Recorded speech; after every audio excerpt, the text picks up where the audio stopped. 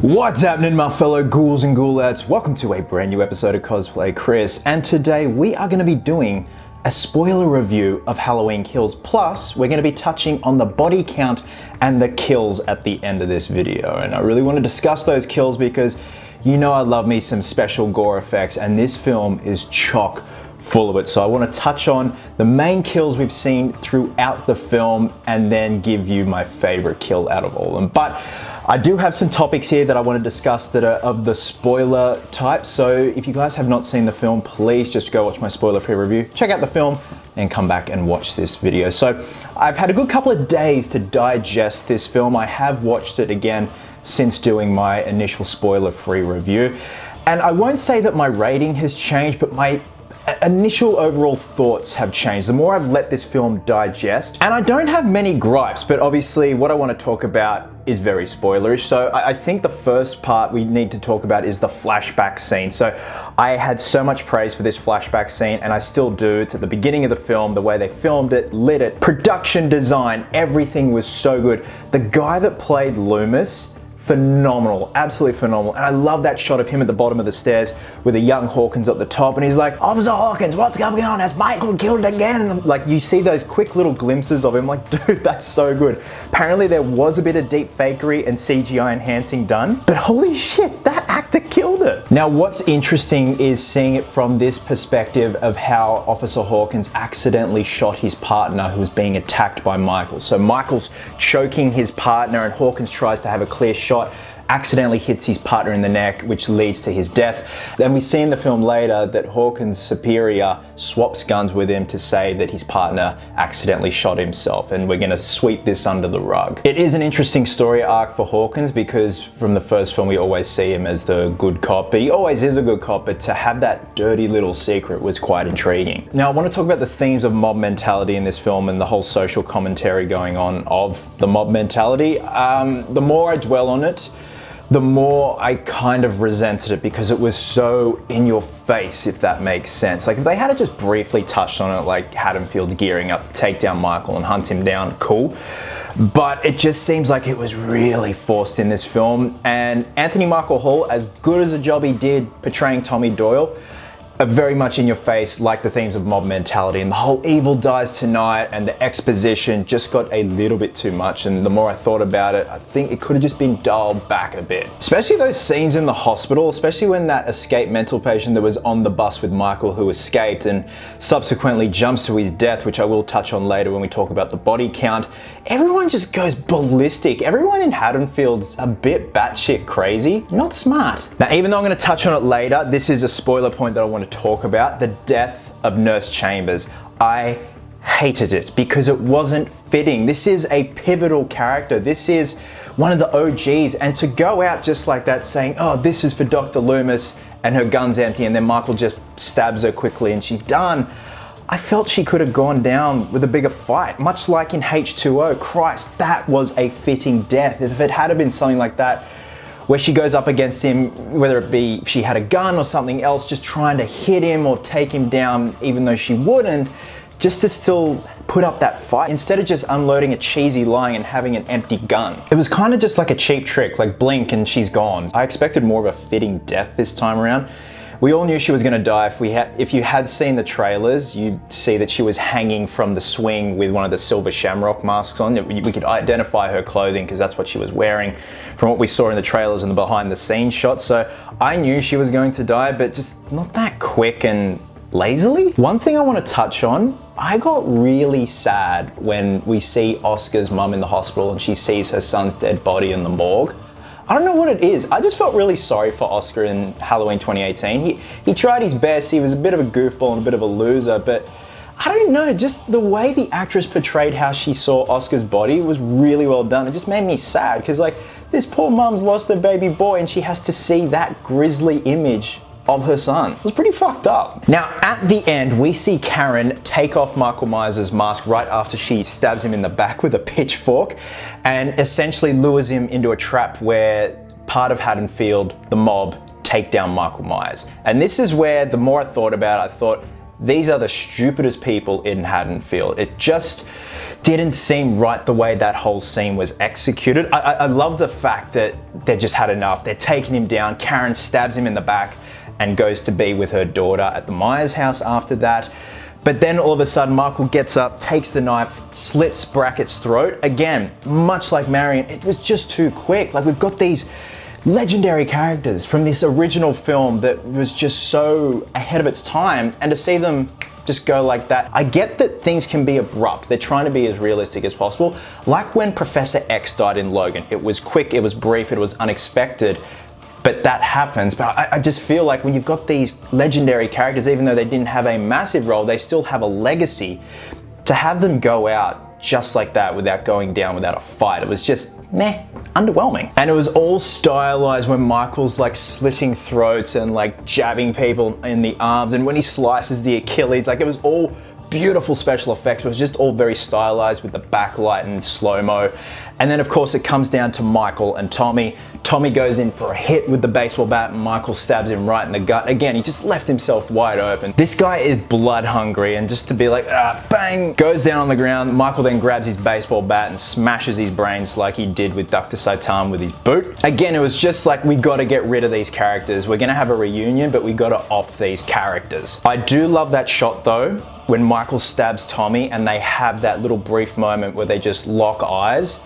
It was pretty cool to have this little boy originally who was being babysat, being stalked by this guy, and then he meets his demise at the end, looking him right in the eyes. That was sick. I fucking loved that. And then at the very end, we see Karen upstairs in the Myers house where Judith's room used to be, where Michael used to stand there and stare out the window. She's staring out, just trying to see what it's like what was the fascination for him to stare at that window. We then see Michael behind Karen. He then stabs her to death, which was very unexpected. I honestly thought Laurie was gonna die in this one, as silly as that sounds, and have Karen and Allison take up the mantle to take down Michael in Halloween Ends, but we then see Michael stab Karen to death, and it was a bit schlocky the way they filmed it, the close-ups and the very psycho-esque, and I kind of get what they were going for. I just felt it could have been a bit more brutal with less shots. Like, do it in a couple of shots. Like, maybe have him grab her, pin her against the wall, and do like what he did to Bob in the first one, something like that. Hear me out. This would have been cool if Karen was upstairs and she just happened to call Laurie to see how she's doing, and then whilst she's on the phone to Laurie, Michael kills her then.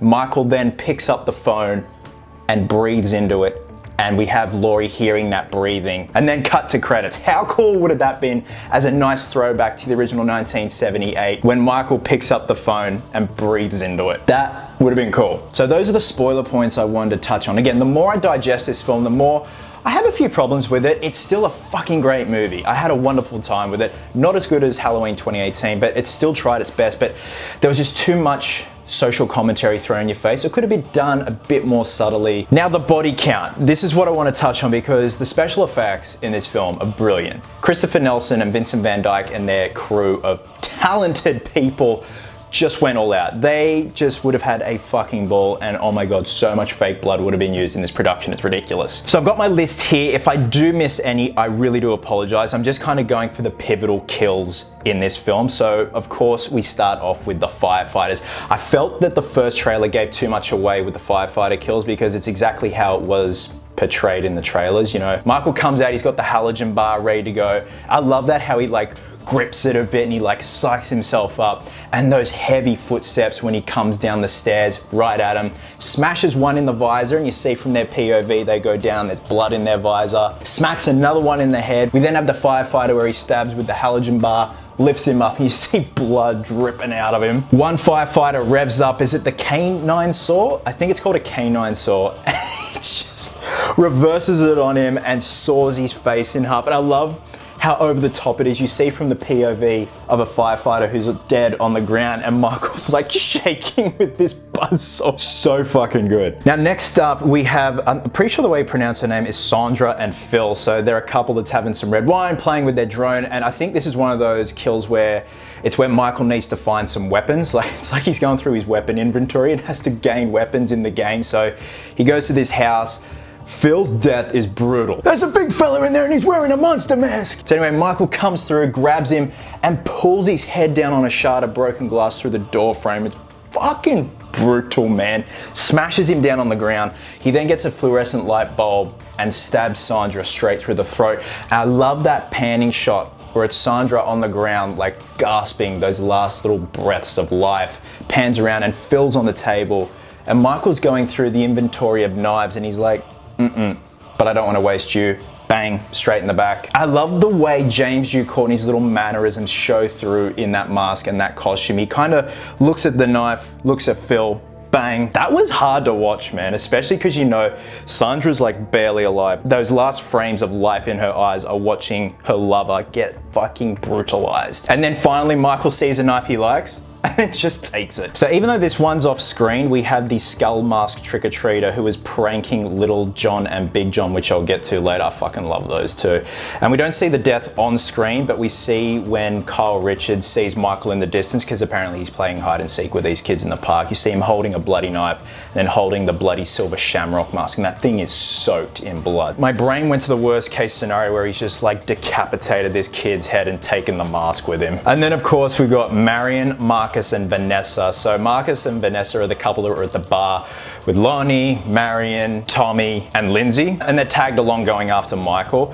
Obviously you know how I feel about Marion's death. Marcus's death is fucked up, man. So after Michael stabs Marion, Marcus grabs his stethoscope because he's dressed up as a doctor for Halloween, starts choking Michael, and then he just turns around and knifes him right in the left eye. I have a thing about twitching with like dead bodies and stuff like that, and Marcus is like twitching and gasping, and me and my two mates who I was watching it with for the first time, we were like, just cringing. So that's when you know the effects crew have done a damn good job, because I don't like twitching with like effect score and dead bodies, and nah, I'm good. So Vanessa jumps out of the car while all this is going on. She grabs the Desert Eagle and she starts firing at the car. Michael gets out of the car, slams her, the gun reverses on her and she shoots herself in the head. Like everything in that scene just happened so quickly and so violently. Me and my mates were just like, that was exhausting. Little John and Big John. I really dig the writing in this. I love the fact that a gay couple have taken over and bought the Myers house and they've decorated it and refurbished it. And I gotta say, that house looks brilliant. They have excellent design choices and taste in furniture. Big John's death was more brutal than Little John's death. I had no idea that Little John was Stuart from Mad TV. No, look what I can do. So Big John gets his eyes gouged out and stabbed in the armpit. I don't know why, like a stab to the armpit just makes everyone go, oh, geez, no. But then Michael gouges out his eyes and there's just blood spitting ass flying everywhere. We see Little John confronts Michael after he finds Big John's body. And then you see the death happen off screen, but Big John gets stabbed in the gut and the neck, I think, because Michael poses them together. Allison finds them and Allison takes the knife out of Little John. I'm like, I don't think that's gonna help him. He's dead. Now we also have the escaped mental patient that made it off the crashed bus that Michael was on. I felt really bad for this guy because the mob mentality assumes it's Michael Myers in the hospital, chases after him.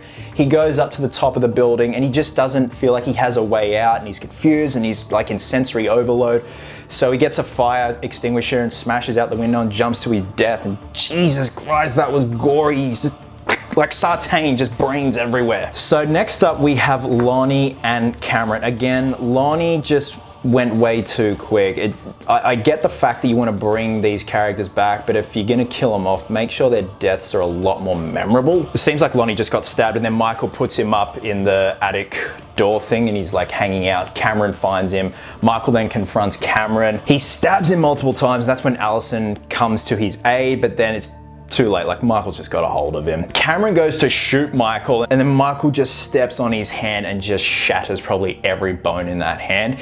He then grabs Cam and then smashes him into the banister of the stairs. And again, much like Phil's death, like with the shard of glass, he's just smashing him against these splinters of wood up and down, smashes his head down. You think Cam's dead. Michael comes down around the stairs and this is what I love. He just taunts Allison at the bottom of the stairs. Allison's like, don't you touch him. He stops, looks at Cameron and just snaps his neck, and it's just that extra fuck you moment from Michael. Now, after Karen confronts Michael and saves Allison, she takes the mask and then traps him with the mob people. Again, the town of Haddonfield just are not smart. They're all gung-ho, no tact whatsoever, and obviously Michael gets the upper hand after we think he's dead, but takes down Brackett, Tommy, and a shitload of other people with slices to the Achilles and throat and forearm. Just absolute carnage. I think that was the big moment, along with the firefighters, where they're just like, let's just dump the gore budget into this one scene where we can have artsy shots and blood flying everywhere. And then of course the final death is Karen. So again, that was very unexpected. So now the stakes are so much more higher. Laurie just has every incentive just to fucking brutalize Michael in Halloween Ends. And my thoughts are still the same. Halloween Kills is the intermission between Halloween 2018 and Halloween Ends. I have this sneaking suspicion that Laurie's gonna go out with Michael. Like, they're both gonna die together, because she mentions that in Halloween Kills. She goes, I think the only way he's gonna die properly is if I die with him. It's gonna be very interesting to see where this film takes us and the themes it's going to explore, and whether or not the gore is gonna be dialed back. So I feel like this was the gore show, and then with Ends we gotta get really psychological and wrap this thing up. So if I had to pick my favorite death, I'm probably gonna say Sandra and Phil, even though that's two people. Like, don't get me wrong, the firefighter scene was sick, but just how brutal and kind of psychologically shocking Sandra and Phil's deaths were, especially Sandra seeing her lover brutalized like that in her last breaths, in her last moments. That's so messed up, man. These are the things I wanted to touch on that I couldn't in my spoiler-free review, and also talk about the body count, the deaths, man, because they're just so beautiful in the most disgusting way possible. So with that being said, now that you've seen Halloween Kills and given it time to digest, drop a comment below and let me know your thoughts on what I touched on. Do you agree? Do you disagree? Seeing as though we're still in the spooky season, please drop a comment below with suggestions for upcoming Halloween themed videos. I do have a ranking of all the Nightmare on Elm Street films, my worst to best. If there's any other horror franchise you'd like me to cover in that respect, or do a background on a certain character, whether it be Chucky, Pinhead, please let me know down below, because I'm having an absolute ball doing these videos. It's the 18th of October. We still got plenty of time to talk about the spooky shit. Guys, wherever you are in the world, have yourselves an absolute cracker of a day. I hope you're well. Hope you're happy. Be merry, be silly. And until next time, ghouls and ghoulettes, please always remember, cosplayers do it best.